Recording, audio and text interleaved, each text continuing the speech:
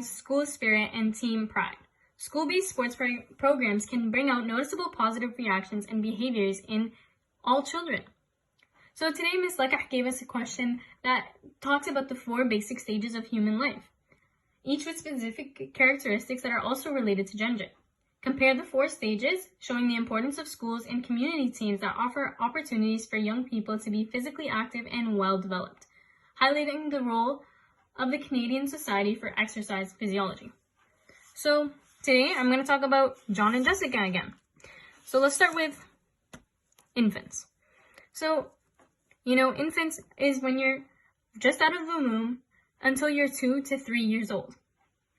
So, in general, infancy is the most time of growth for humans. I talked about this in the last video, that the weight goes up 300% and the body length is what it's called at this period, or height, is 50%. So we need to take this time as a time of growing of motor skills. What are motor skills? Motor skills are the learned sequences of voluntary movements that combine to produce an action designed to perform a specific goal-oriented task. The development is mainly in the cerebral cortex of the brain. So, what's the difference between John and Jessica when they're infants? We look at John. John is going to be a little bit more heavier and taller than girls at birth. Than Jessica, of course. These discrepancies will even out, though, when adolescence or puberty hits. So, infancy is sort of the most important time for us to grow all around. But childhood is the second stage where things need to be implemented for us to get on the right track. So childhood, from 4 to 10 years. This is the time of the stabilizing period in which a uniform relationship between bone and tissue, growth and development occurs. We talked about this in the last video. This is why you can't hold a baby so freely. You have to be holding its head. So here, it's a fertile field of study for kinesiologists. I mentioned this in the last video again, but it's a rapid stage of growth and development. And it's often the age where we need to introduce these kids into organized sports or games that work with young people in this age to face a particular challenge. So let's look at John. His parents put him into soccer. And then Jessica was put into gymnastics. So, but in the school, we also need to look at these growths. It shouldn't only be an extracurricular thing up to the parents. Schools need to strive to reduce unnecessary opportunities for sedentary behavior. Recess has been shown to be beneficial for academic achievement. It is counterproductive to withhold recess or replace it with classroom activities as a punishment. When embracing the advantages of technology for learning, schools need to be aware of its negative impact on students' physical activity behavior. School-based sports and active transport provide opportunities for physical activity, but may not be accessible and attractive for all youth. So, as you can see here, maybe Jessica doesn't like playing soccer. She doesn't want to participate when we're playing that in PE. According to Tudor Locke and colleagues from 2006, physical education programs typically provide only 8 to 11% of a student's daily recommended physical activity.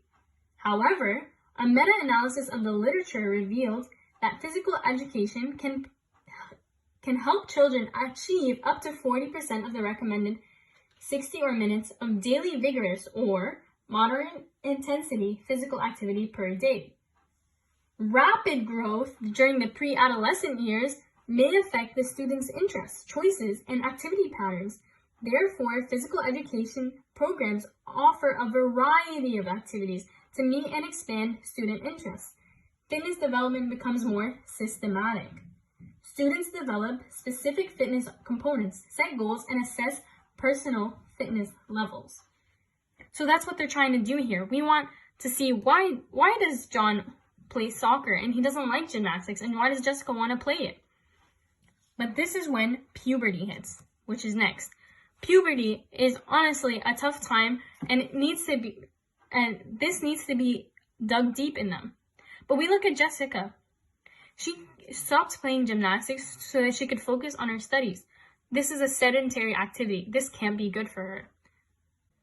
This is an uncomfortable stage for both John and Jessica.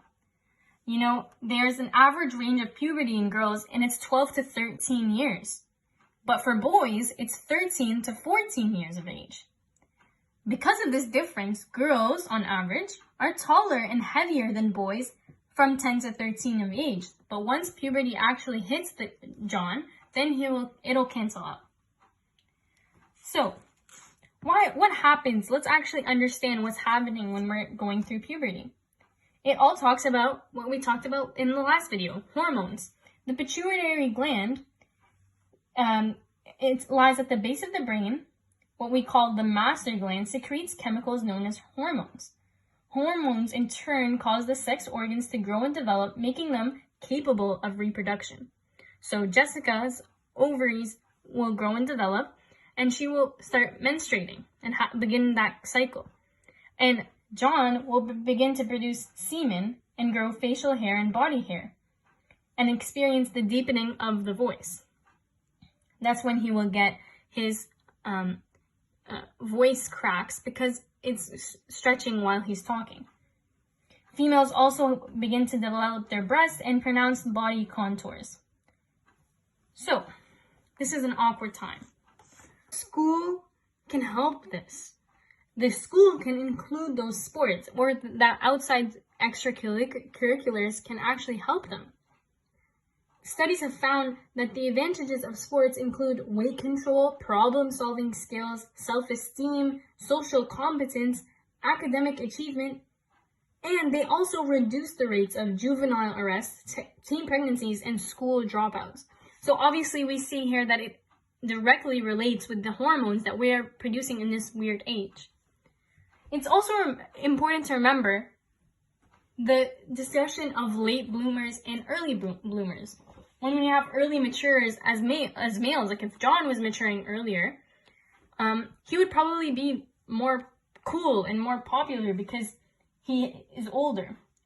And adults often assume that this correlates with their maturity cognitively. But we all know that that's not fully the case. They still don't expect as many responsibilities. We also look at the girls that when they're early bloomers, which happens a lot for us, it might be hard because we don't understand why we're growing like this when other girls are not. And lastly, we have adulthood. We look at John and Jessica. John, who kept going with his dream of soccer, and Jessica, who gave up gymnastics to study. We see how Jessica turned up. She probably is not following the CSEP, which is the Canadian Society for Exercise Physiology. They believe that the principal body for physical activity, health, and fitness research and personal training in Canada. They make up the certifications, and they're comparable to those provided by the US by the American College of Sport Medicine. In 2011, the CSEP also released sedentary behavior guidelines for school-age children and youth. So we see that Michelle Obama would always try to reduce the obesity rates in America. But we, thank God, had the CSEP, who is already on that case, who have been grinding to make sure that the kids are always receiving proper school physical activity. So once we grow old, there's relatively large gains in weight, a reduced capacity to take in and utilize oxygen, and an increase in blood pressure and resting heart rate. There's also a weakening of stress-bearing joints, such as the knee and hips. We always hear of knee and hip replacements for our grandparents and maybe even for our parents. This is a tough time, and we need to maintain, well, according to the CSEP, it's recommended to maintain 150 minutes of moderate to vigorous aerobic activity each week. We look at John. He's probably, if there was either two paths, he could have kept going with the soccer. He could have been an active parent, but there's also the ways and bearing of having children. You need to focus more on them, so you can't focus on yourself to play soccer. We look at Jessica. We can see that she has the habits of giving up the things she loves for things that she believes is more important. So she believed that her success and her schooling was more important, so she gave up gymnastics. So she probably believes her kids are more important, so she won't go and work out and get that 150 minutes because she's busy being a mom, which is so important. Obviously, we see that being active from a young age and continuing to be active for life is one of the best things we can do for our overall health and well-being as we age. So stay active and stay safe. Thank you.